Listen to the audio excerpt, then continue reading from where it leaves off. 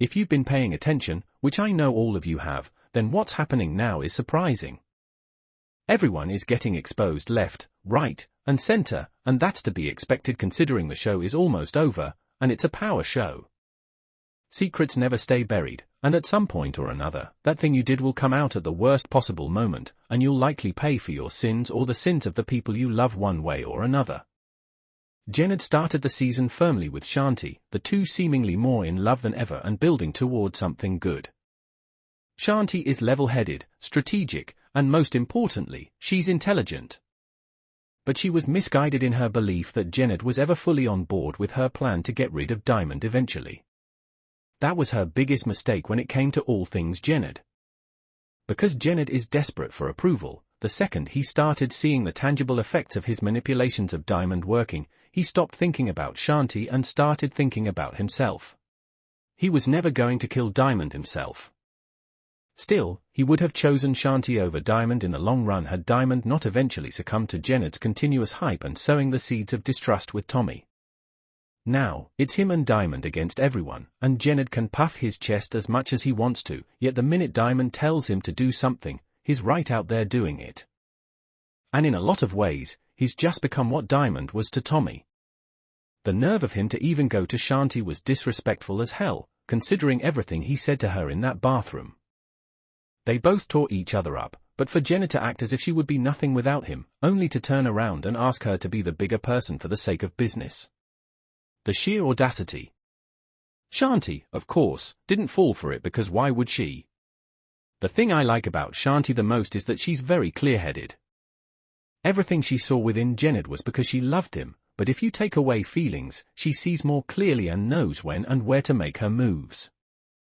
She was anti-Tommy, like most of Chicago, because he was an interloper looking not only to change things but to take over. He never put in any time into cultivating those streets, and yet, he thought he had the right to be king. With Tommy a lone wolf, the easy thing to do would be to leave him out to pasture and get rid of him once and for all. But that does nothing for her, because she'd either be stuck in CBI with Jenard or she'd be out of CBI with no connection to Che. She knew that Tommy would come to her because he was desperate, respected what she could do, and would need someone on his side. Her being that person helps her more in the long run than killing him right now ever would.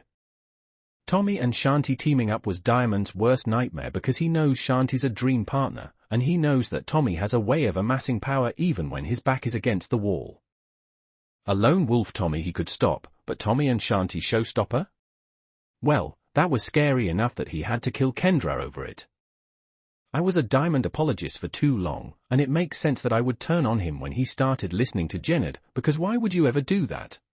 Jenard has shown flashes of brilliance, but he's his own worst enemy, and that was never clearer than watching this hour unfold.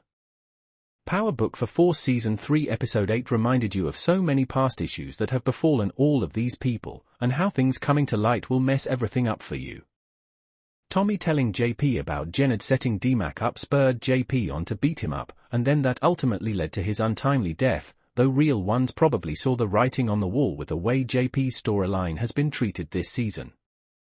Any character that gets a little too much screen time in a way that's abnormal for them, or gets to make amends with someone from their past, should be a signal that they're not long for the show. JP and DMAC's reconciliation has felt like a death sentence for one or both of the characters, so JP's death didn't hit quite as hard as Stacy's did during Power Book for 4 Season 3 Episode 7, because that felt genuinely unexpected at this stage of the season. Stacy may have eventually died, but in that moment, before the season finale? It wasn't on my radar. JP's death has felt like a long time coming, unfortunately. And even though JP has never reached his full potential as a character, his death may end up being one of the most impactful in the show after Liliana's. Tommy isn't immune to heartbreak and tragedy, but there are only a handful of people who've gotten that reaction from Tommy. Dropping to his knees in pure agony triggers the kind of rage and tunnel vision revenge tour that puts Tommy into the mindset where nothing else matters. The past 2 hours have felt like a fever dream with these murders. First Stacy, then Diamond just goes full demon by killing Kendra, and then Jenard gets a 3-for-1 special, killing JP, King Kilo, and that other man, all because he was disrespected and not in his right mind. The old Diamond would have been frustrated that Jenard got them into some mess, but Diamond was being messy as well. Plus, Shanti finally spilled to Diamond that Jenard was totally on board with the plan to get rid of him, and I hope Diamond walked away from the ring feeling real silly for putting all his trust in Jenard. Diamond and Jenard are brothers, but as long as there is a CBI to claim ownership, the two of them will always be locked in this war over control. And they are both too stubborn, which makes their partnerships always feel tenuous at best. Now that Diamond knows the truth, I have to wonder if the next subsequent big death will be one killing the other. Not to get all biblical, but Diamond and Jenard are very much Cain and Abel coded. Diamond's the chosen one, and Jenard's always been in his shadow, and we're beyond Jenard being just jealous and resentful. It's a secret thing that may be more dangerous than the two. He's entitled. He's truly convinced himself that he's a lot more important than he is, and that kind of unbridled confidence will get you into trouble quickly, especially when you're not in your right mind. For Season 3, Episode 4 has other plot points set up for the middle part of the story. Miguel Garcia's olive branch to his sister is actually just a setup to assassinate Tommy. It feels like a new low for him. Everyone knows he hates Tommy, but for Miguel to use his own sister as an unwitting pawn is brazen. On the flip side, the manipulation Claudia's brother Vic is doing of Ray is starting to feel oddly genuine, maybe because Vic has spent so long getting squeezed by everyone else. But the idea of him getting some amount of happiness is appealing, even if it probably also won't last. The dynamic between Jenard and Shanti is proof of that. He goes to extreme lengths to win back her trust, when Shanti has no hesitation seeking out other business partners. The beginning of Season 3 made them look like a unified front against Diamond and Tommy, but life has become so complicated that he even straps her up for safety. The show is creating tension around the identity of the person who will ultimately pull the trigger. While Stacy is being compromised by a dishonest agent in her task force, he is providing Tommy with information about Stacy. Long before Claudia finds her own way out of prison, her conceit is preparing Elise for a sad exit as she continues to cling to her self-appointed reputation as the White Devil. Another highlight is the increasing hostility between Tommy and Miguel. Tommy and Miguel are more alike than they would like to acknowledge. They both thrive in disorder and use violence to cover up their emotional It was amusing to see Tommy and Vic tease her because she couldn't have predicted this kind of stuff. Many intelligent individuals are currently being duped, and they are truly unaware of it. Although Stacy is currently in a difficult situation, it would be naive to assume that Tommy will continue to control her without taking any action. After his hectic day, he returned home to find Mireia lying about Claudia's pregnancy and scrubbing her. It was amusing to see Tommy and Vic tease her because she couldn't have predicted this kind of stuff. Many intelligent individuals are currently being duped, and they are truly unaware of it. Although Stacy is currently in a difficult situation, it would be naive to assume that Tommy will continue to control her without taking any action. After his hectic day, he returned home to find Mireia lying about Claudia's pregnancy and scrubbing her blood off the bar stools. This will undoubtedly come to light at the worst moment for the couple. Tommy's life will definitely change after learning about Mireia's pregnancy. Tommy is so close to achieving all of his goals in his quest to conquer Chicago that it would be fascinating to see what he would do. Would he sacrifice everything to ride into the sunset with his new family? I worry that he won't be able to have both, which should build up a thrilling conclusion to Tommy Egan's trip as he balances his aspirations to become Chicago's king with his desire for a... It was amusing to see Tommy and Vic tease her because she couldn't have predicted this kind of stuff. Many intelligent individuals are currently being duped, and they are truly unaware of it. Although Stacy is currently in a difficult situation, it would be naive to assume that Tommy will continue to control her without taking any action. After his hectic day, he returned home to find Mireia lying about Claudia's pregnancy and scrubbing her blood off the bar stools. This will undoubtedly come to light at the worst moment for the couple. Claudia's demise sets all these other dominoes falling, as it should. Anything less for a villain of her magnitude would make her death seem unimportant. All of this fallout doesn't totally make up for the absence of Lily Simmons, but it does show viewers why the Force writers chose to go that route. Asset forfeiture makes Vic's heel turn official. He leads a crew to strike at the Albanians to take back a Flynn bar, and he also tells his girlfriend Ray that he's been under everyone else's thumb for too long. This plot twist still doesn't entirely resonate, as fun as it is to see Shane Harper in full villain mode. On one hand, viewers can completely get why Vic would lash out like this because he really has been getting grief from all sides for too long. But because Vic seemed like the most likely character to be able to have a normal life, as normal as anyone gets in the Power universe, and because Harper was so good at the moments when Vic got to drop the gangster persona, it's disappointing. It was amusing to see Tommy and Vic tease her because she couldn't have predicted this kind of stuff.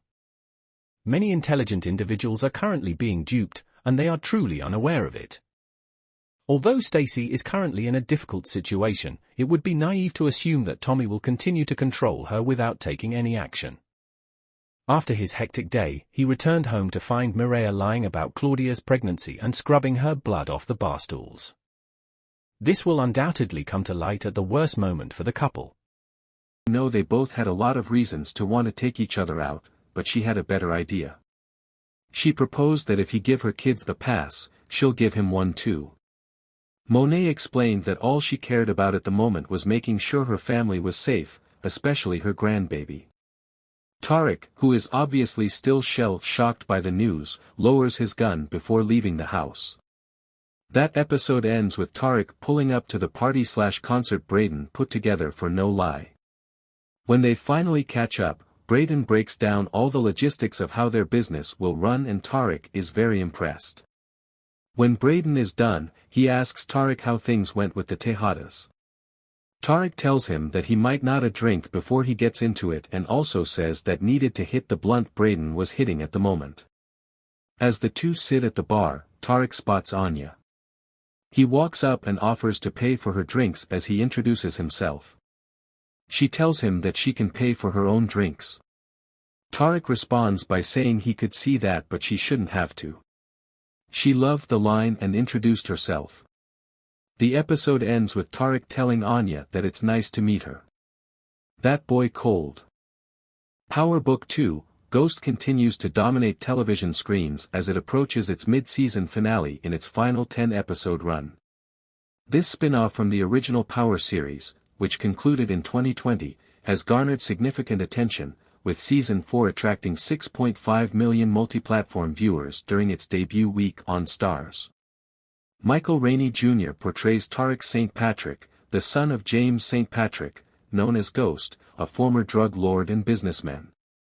Tariq, who killed his father in the original series, now navigates a dual life as an Ivy League college student and a drug dealer. Season after season, viewers witness Tariq's attempts to earn his inheritance through education, only to be drawn deeper into a life of crime. He embodies the legacy of Ghost, version 2.0, as per the report by Radio Times. Adding to the complexity, Detective Don Carter, Michael Ealy, enters the fray, determined to bring down Tariq and his associates, including federal agent Angel Young, with ties to Paz and Angela Valdez. The impending threat forces Tariq and his loved ones into precarious situations, testing their resilience and alliances. The Starz app offers streaming for every Power franchise installment, including Power Book 2, Ghost. Fans excitedly await the dramatic finale of this spin-off, which functions as a sequel and a standalone story in the Power universe, as the series gets more intense with each new episode release.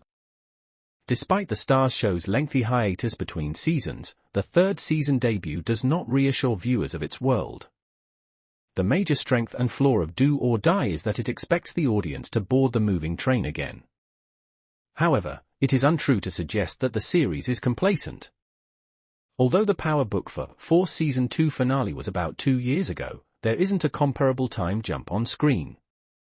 If you haven't watched the finale again, you'll be a little confused at first because details about who is where and who is having issues with whom are revealed quickly. Having said that, there are plenty of memorable moments across the hour, and they start early. It's not Tommy Egan who gets the first jaw-dropping scene, it's his girlfriend Mireya Garcia, still portrayed with a ton of ferocity, also recognizable from her scene-stealing role as Anna Avalos on Chicago PD. Mireya begins Season 3 in a heated argument with her brother Miguel about Tommy, threatening to kill Miguel and then herself. It's a chilling start to the season to see her with a gun under her chin. And in true Power fashion, that's just the first act of potential violence.